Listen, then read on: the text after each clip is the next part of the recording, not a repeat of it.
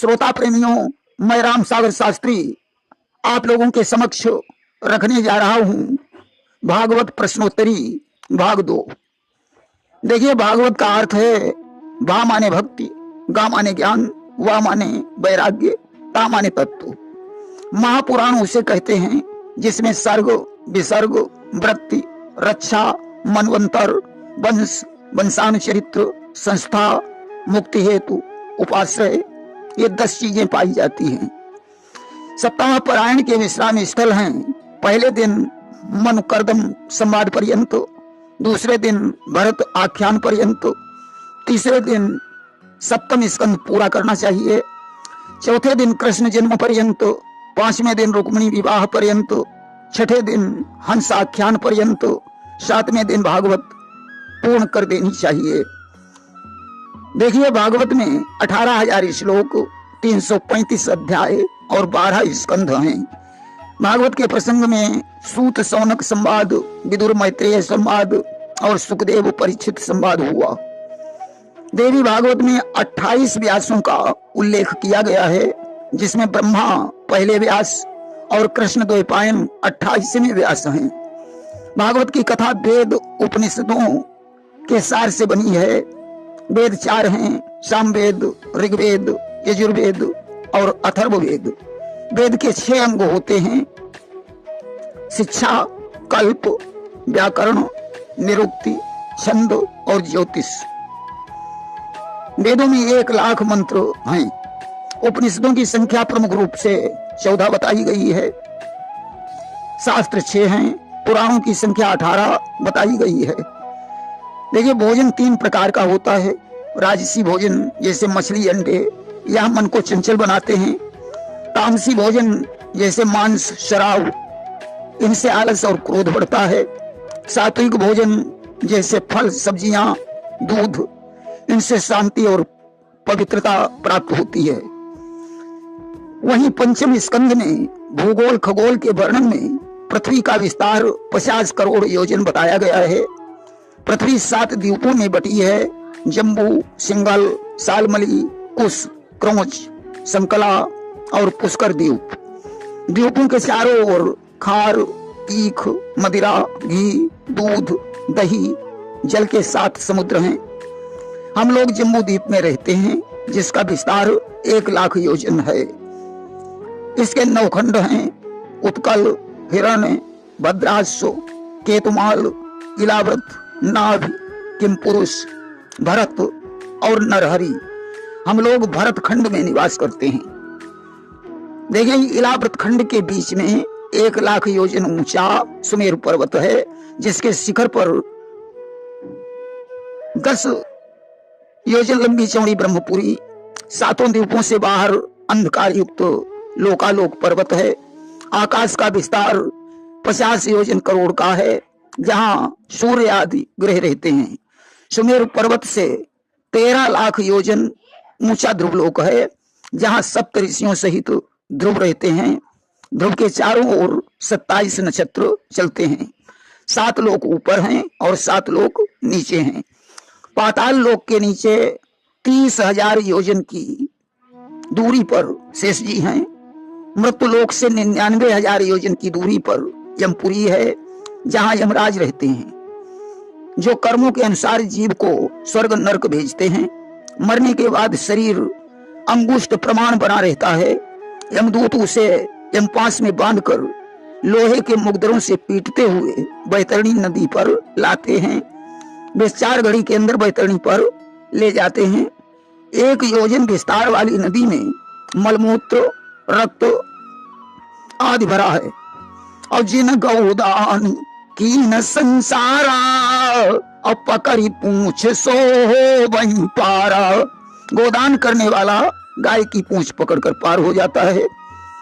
फिर यमराज के पास पहुंचाते हैं। चित्रगुप्त कर्मों का लेखा देखकर स्वर्ग या नरक भेज देते हैं।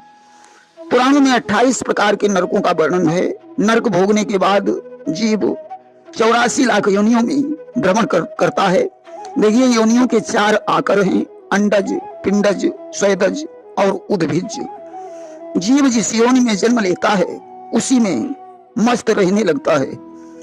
देखिए, जड़भरत ने रघुगण को एक धनिक का इतिहास सुनाकर ज्ञान दिया था, जिसमें काम, क्रोध, लोभ, मोह, इंद्रियां और मन को चोर बताया गया।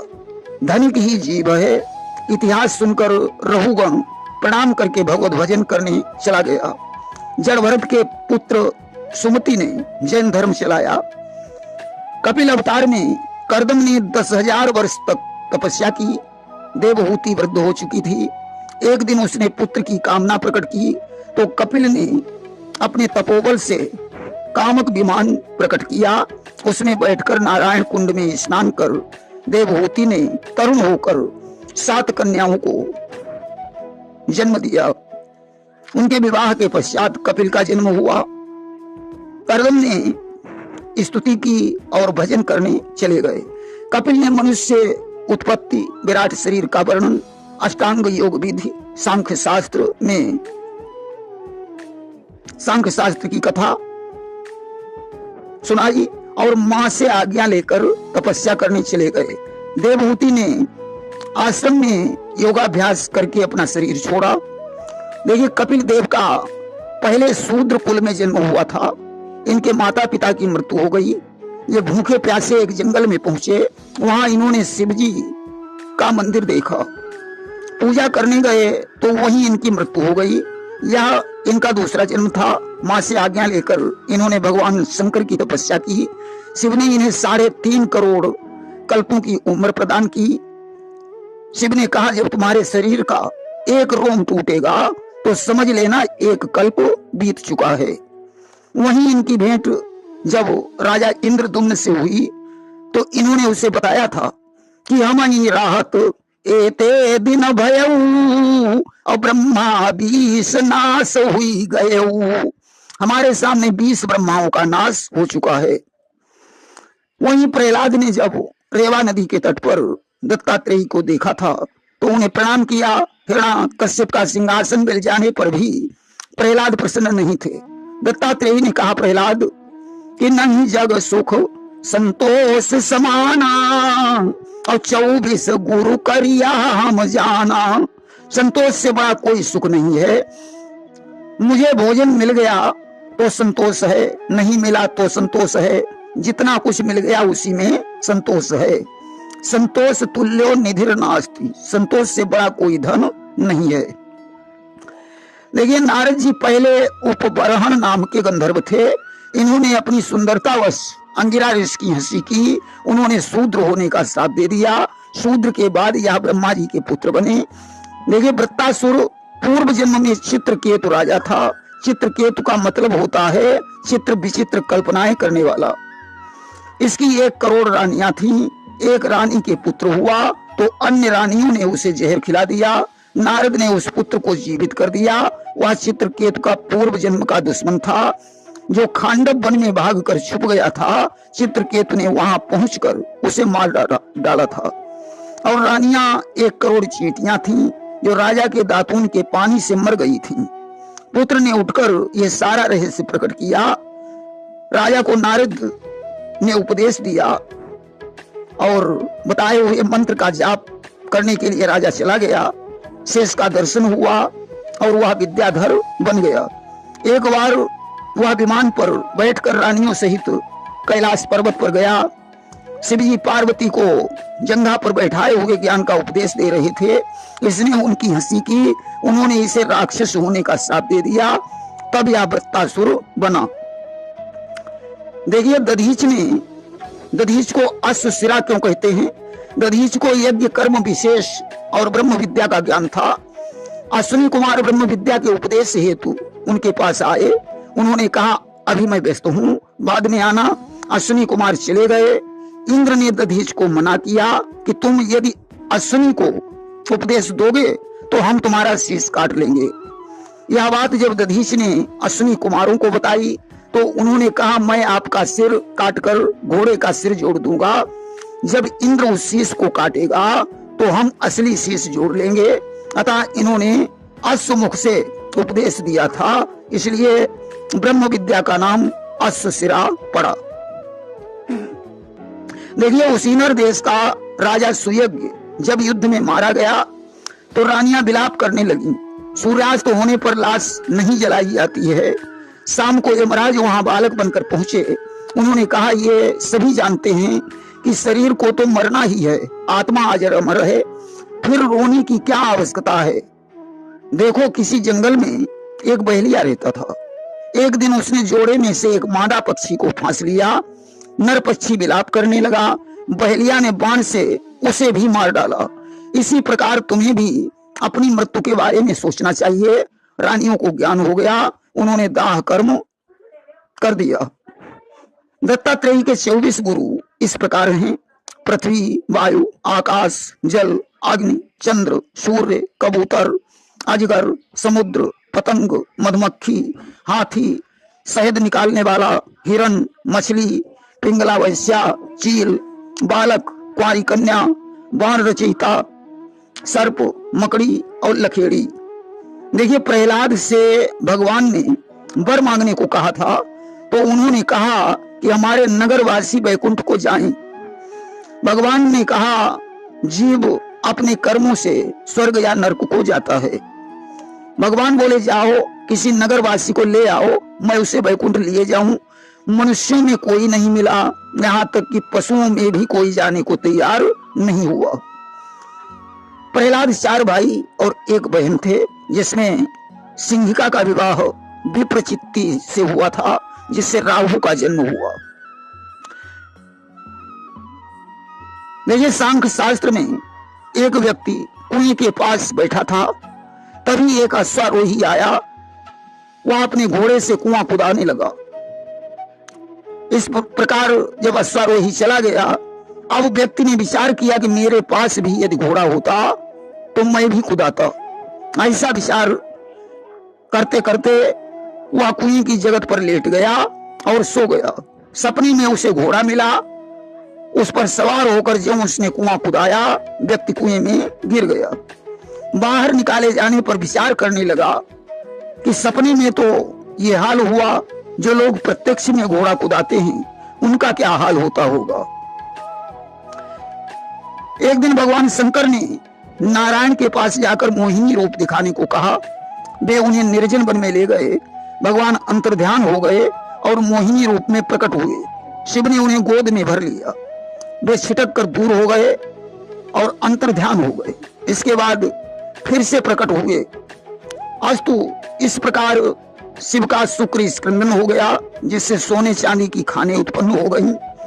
अब भगवान ने प्रकट होकर शिव से कहा कि तुम्हें अभिमान था कि मैं काम जीत हूं, आज तुम्हारा वह अभिमान चूर हो गया। देखिए, भागवत में पुरंजन की कथा आई है। पुरंजन दूसरे जन्म में राजा विदर्भ की पुत्री बना। पुरंजन ही जीव है, अभिज्ञात नारायण। किले के द्वार ज्ञानेंद्रियों के छिद्र हैं, शरीर ही रथ है, इंद्रियां ही घोड़े हैं, अहंकार ही सर्प और बुद्धि ही स्त्री है। जैसे अभिज्ञात यानी नारायण को भूलकर दुर्बुद्धि यानी नारी को पुरंजन यानी जीव ग्रहण करता है तो दुख प्राप्त होता है। काम, क्रोध, लोभ, मोह ही परिवार है। देखिए, विष्णु ने जब हिरण्याक्ष को मारा तो दिति ने कश्यप की सेवा कर इंद्र के घमंड को चूर करने वाले पुत्र की कामना की। कश्यप ने उसे पुंसवन व्रत करने को कहा। गर्भ आने पर इंद्र ने उसके गर्भ में प्रवेश करके गर्भ के 7 टुकड़े कर दिए और 7 के 7 टुकड़े कर दिए, माने 49 टुकड़े कर दिए। टुकड़ों ने कहा कि हम तो तुम्हारे भाई हैं, हमें क्यों मार रहे हो। वही 49 मरुदगण उत्पन्न हुए, जो इंद्र के सहित 50 हो गए, जिन्हें सोमपाई देवता कहा जाता है। दिति ने जगकर देखा कि एक ही जगह 50 पुत्र कैसे। इंद्र ने सही बताया और दिति को प्रणाम करके मरुदगणों के सहित स्वर्ग को चले गए। देखिए, वृत्तासुर उत्पत्ति के समय क्या मंत्र था? इंद्र शत्रु विवर्धस्सु। यहां इंद्र को उदात्त, शत्रु को अनुदात्त कर देने से इंद्र से मरने वाला पुत्र वृत्तासुर पैदा हो गया।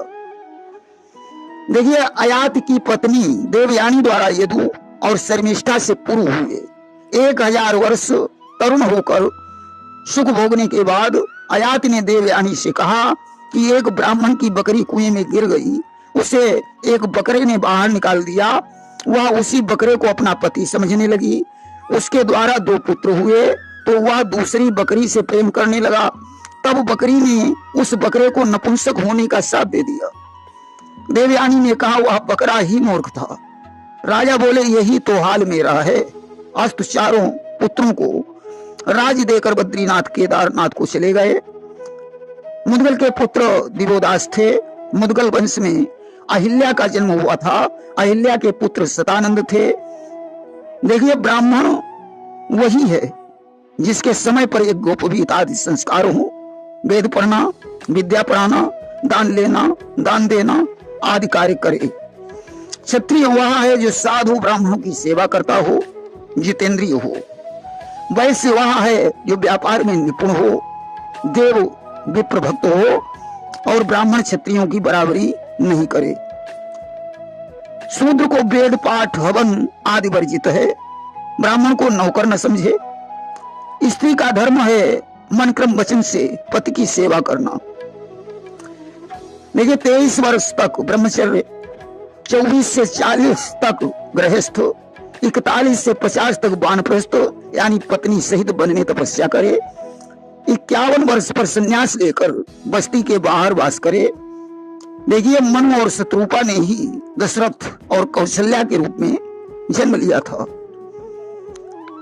कृष्ण का अर्थ होता है आकर्षयति सर्वजनान इति सः कृष्ण। जो सभी के चित्त को आकर्षित करे वही कृष्ण है। भाद्रपद का अर्थ होता है कल्याण पद को देने वाला। जब कृष्ण 10-5 दिन के ही थे तभी इन्होंने पूतना को मारा। पूतना का अर्थ होता है पूतना यानी जो पवित्र नहीं है। पूतना यानी जिसके कोई पुत्र नहीं है। पूतना यानी अविद्या। पूतना पूर्व जन्म में बल की पुत्री रत्नमाला थी। 27 दिन पर भगवान ने सक्टासुर को मारा। यह हिरण्याक्ष का पुत्र उत्कच था। आश्रम के वृक्ष कुचलने पर लोमस ने इसे राक्षस होने का श्राप दे दिया था। 5 महीने पर कृष्ण ने तृणावर्त का वध किया। यह पांडुर देश का भूप सहस्राक्ष था। नर्मदा नदी के तट पर रानियों सहित विहार कर रहा था। दुर्वासा को प्रणाम नहीं किया। उन्होंने राक्षस होने का श्राप दे दिया। गर्गाचार्य द्वारा इनका नामकरण संस्कार हुआ। 6 महीने में भगवान का अन्न प्राशन हुआ। फिर माटी खाकर इन्होंने क्षमा का गुण धारण किया। नलकुबर मणिग्रीव नारद के श्राप से यमलार्जुन हो गए थे, उनका उद्धार किया। माखन चुराने का मतलब है संतों का चित्त चुराना। वृंदावन यानी भक्ति का वन। 5 वर्ष पर भगवान ने गोचारण किया। वत्सासुर प्रमील था। नंदिनी चुराने गया तो वशिष्ठ जी ने इसे श्राप दे दिया, ये निशाचर हो गया। बकासुर उत्कल था, तीर्थ पर मछली मार रहा था। जाजुल्य ऋषि ने इसे बगुला होने का श्राप दे दिया। अघासुर ने अष्टावक्र की हंसी की थी, उन्होंने इसे अजगर होने का श्राप दे दिया। 6 वर्ष पर धेनुकासुर को मारा। यह बलिपुत्र साहसिक था, दुर्वासा के श्राप से निश्चर बना। कालिया नाग पूर्व जन्म में एक राजा था। प्रलंबासुर का मतलब होता है लंबी लंबी सांसें लेने वाला। ब्रह्मासुर, प्रलंबासुर, केसी, व्योमासुर ये गांधमान मादन गंधर्व के पुत्र थे जो दुर्वासा के शिष्य थे। इन्होंने कई हजार वर्ष व्रत किया। शिव पर इन्होंने बाणों का प्रहार किया। पार्वती जी ने निश्चर होने का श्राप दे दिया। देखिए, गोभी पिबती इति सः गोपी, जो अपनी प्रत्येक इंद्रिय से कृष्ण के रस का पान करे वही गोपी है। गोपियां कुछ ऋषि, कुछ जनकपुर की नारियां थीं। 7 वर्ष पर कृष्ण ने गोवर्धन उठाया। गोवर्धन का अर्थ है गौवर्धन यानी गौ का वर्धन करने वाले। पुल के निर्माण के समय एक पर्वत हनुमान ले आए, वह बच गया था। भगवान ने कहा चलो द्वापर में मैं तुम्हारी पूजा करूंगा। देखिए रास का क्या अर्थ होता है? रसो वही सा रासा, जिस क्रीड़ा में रस हो उसे रास कहते हैं। कृष्ण ने 8 वर्ष पर रास क्रीड़ा की थी। देखिए जिस दिव्य क्रीड़ा में एक ही रस अनेक रस के रूप में होकर अनंत रस का समास्वादन करे उसे रास कहते हैं। रास लीला को पंच प्राण कहा गया है। रमण, रम यानी क्रीड़ा को कहते हैं। बंसी की धुन अनाद है, नारियां ही गोपियां हैं, कुंडलिनी ही राधा है, मस्तिष्क ही वृंदावन है, कृष्ण ही आत्मा है। 12 वर्ष पर इन्होंने अजगर का उद्धार किया जो सुदर्शन नाम का गंधर्व था। अंगिरा के हिसाब से अजगर बन गया क्योंकि इसने अंगिरा की हंसी की थी। शंखचूड़ जो एक गोपी को लेकर भागा था, ये कुबेर का सेवक था। अक्रूर सफलक के पुत्र थे। वहीं ऐसा बताया जाता है कि 11 वर्ष पर कृष्ण मथुरा गए थे। देखिए ममता कहां रहती है कि जननी जनक बंधु सुत दारा और तन धन भवन सुहृद परिवार।